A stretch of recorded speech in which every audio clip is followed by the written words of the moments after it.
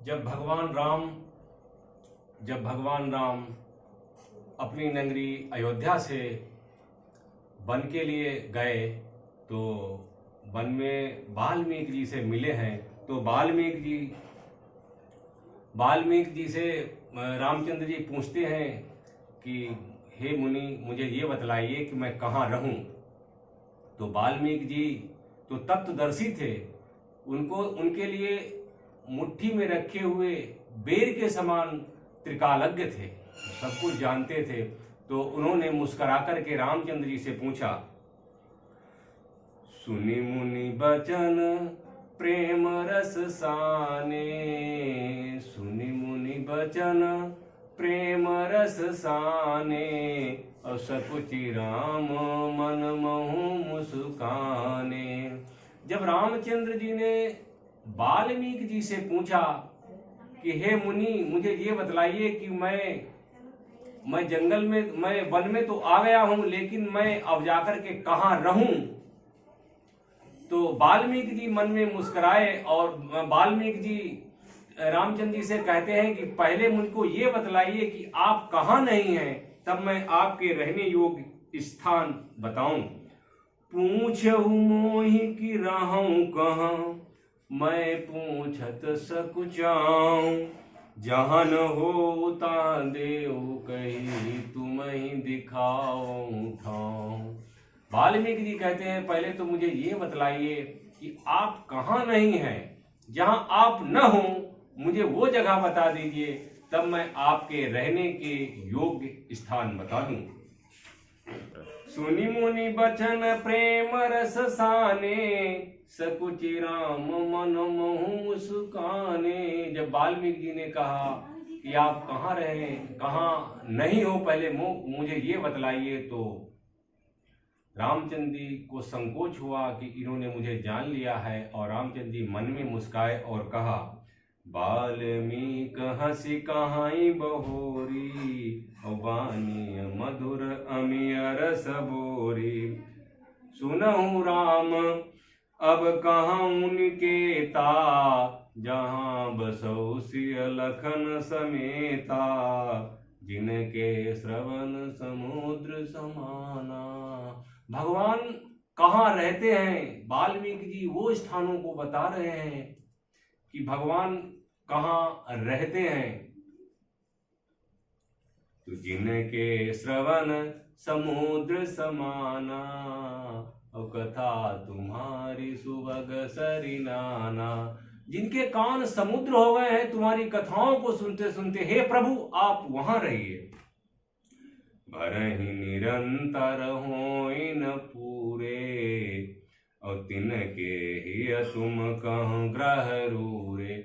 जो तुम्हारी अमृत रूपी कथाओं को निरंतर सुनते रहते हैं, लेकिन उनके कान कभी पूरे नहीं भरते, हे प्रभु आप उनके हृदय में निवास करिए।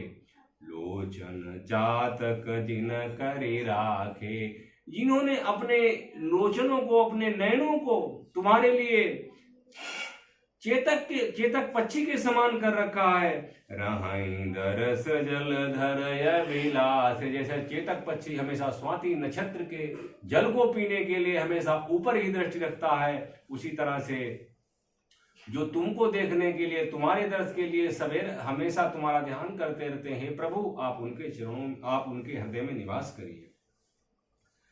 निदरहि सरित सिंधु सर भारी, और रूप बिंदु जल होई सुखारी। तिनके हृदय सदन सुखदायक, बसहु बंधु ससिय सहर गुणायक।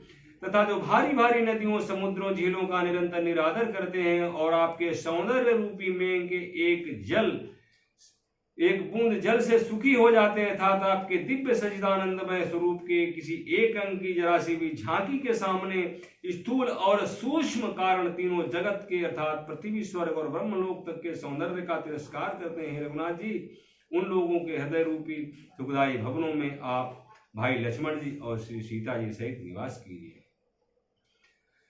जसु तुम्हार मानस विमल, हंसिनी जीहा जासु मुक्ता हल गुण गन चुनई राम बसो हियतासु। आपके यश रूपी निर्मल मान सरोवर में जिनके जीव हंसिनी बनी हुई है और आपके गुण समूह रूपी मोतियों को ही चुंगा करती है, हे राम जी आप उनके हृदय में बसिए। प्रभु प्रसाद सुचि सुबस सुवास भग सुवासा सादर जासु लाहि नित नासा। तुम्हि निवेदित भोजन करहीं प्रभु प्रसाद पट भूषण धरहीं। जिनकी नासिका प्रभु आपके पवित्र और सुगंधित पुष्पादि सुंदर प्रसाद को नित्य आदर के साथ ग्रहण करती है, सूंघती है और जो आपको अर्पण करके भोजन करते हैं आपके प्रसाद रूप ही वस्त्राभूषण धारण करते हैं। शीसन वही सुर गुर दुज देखी प्रीत सहित करि विनय विसेखी। करनित करहि राम पद पूजा और राम भरोसा हृदय नहीं दूजा।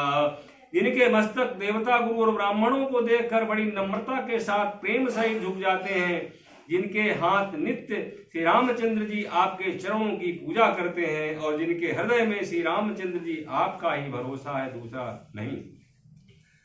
चरण राम तीरथ चली जाई और राम बसहु तिनके मन माही। मंत्र राजु नित जपई तुम्हारा अपूजई तुम्हि सहित परिवारा। करपन होम करई विधि नाना अविप्रजवाई देई बहुदाना। तुम ते अधिक गुरु जिय जानी और सकल भाई से वही सन्मानी। सब करि मांगई एक फलो राम चरण रति हो। तिनके मन मंदिर बसो सिय रघुनंदन दो। सियावल